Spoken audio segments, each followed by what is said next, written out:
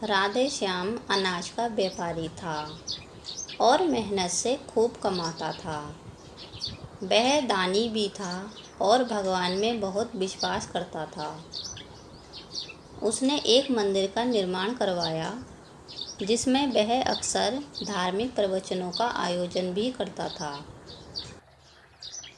भगवान श्री कृष्ण ने गीता में कहा है, कर्मण्येवाधिकारस्ते माँ फलेषु कदाचनम। अर्थात हे मनुष्य, तेरा सिर्फ कर्म करने का अधिकार है, तू फल की चिंता मत कर।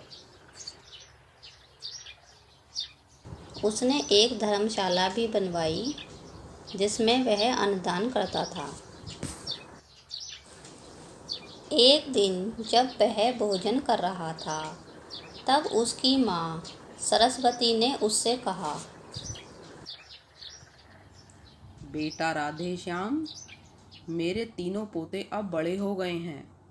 व्यापार का पूरा बोझ कब तक तू अपने कंधों पर अकेला ही उठाता रहेगा? किसी एक को व्यापार की जिम्मेदारी सौंप दे।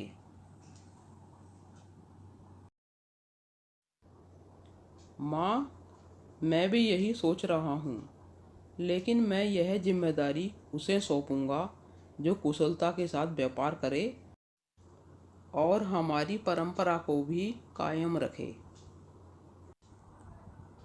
तेरे तीनों बेटे अच्छे स्वभाव के हैं। तू जिसे भी यह जिम्मेदारी देगा वह उसे अच्छी तरह संभाल ही लेगा। अपने पोतों के बारे में तुम्हारी राय सही है माँ, लेकिन व्यापार करने के लिए केवल अच्छे गुणों का होना ही पर्याप्त नहीं है। समझदारी के साथ साथ व्यापार में रुचि भी होनी आवश्यक है। यह जानने के लिए मुझे अपने तीनों बेटों की परीक्षा लेनी होगी।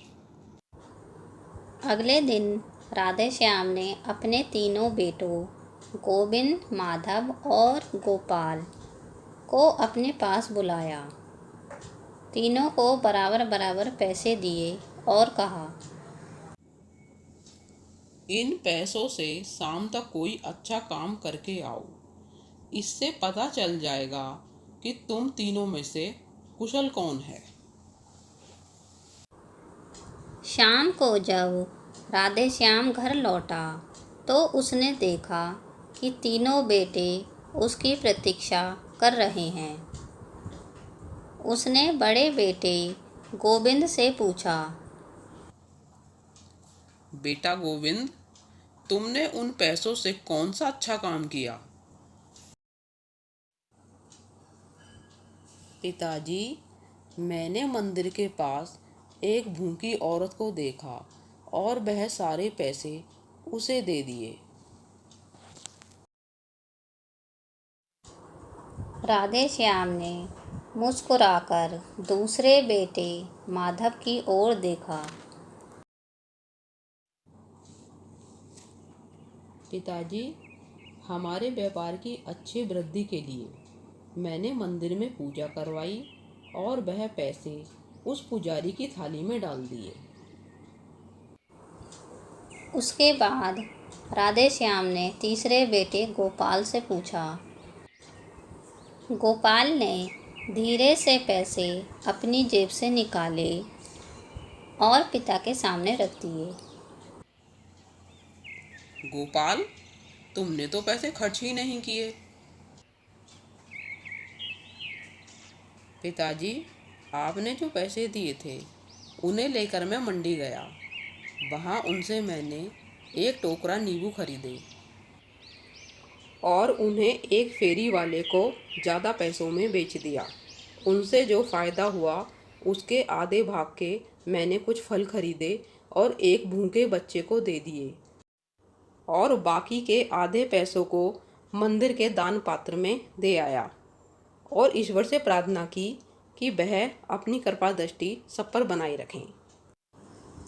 राधे श्याम गोपाल की समझदारी और दयालुता से बहुत प्रभावित हुआ। उसने निर्णय कर लिया कि व्यापार उसे ही सौंपेगा। फिर गोविंद और माधव की ओर मुड़कर कहा, किसी भी अच्छे कार्य को करने के लिए धन की आवश्यकता होती है, विशेषकर व्यापार के लिए।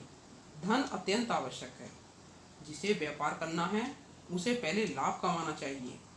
गोपाल ने यह कार्य किया है, इसलिए व्यापार की जिम्मेदारी वही संभालेगा। पहले कमाओ, फिर उसके बाद करो दान और धर्म। आज से गोविंद धर्मशाला तथा माधव मंदिर की जिम्मेदारी को संभालोगे और तुम दोनों व्यापार में वृद्धि के लिए अपने छोटे भाई गोपाल को सहायता भी करोगे। दोनों भाइयों ने पिता का निर्णय प्रसन्नता से स्वीकार कर लिया और बेटे के इस निर्णय से सरस्वती भी बहुत खुश हुई।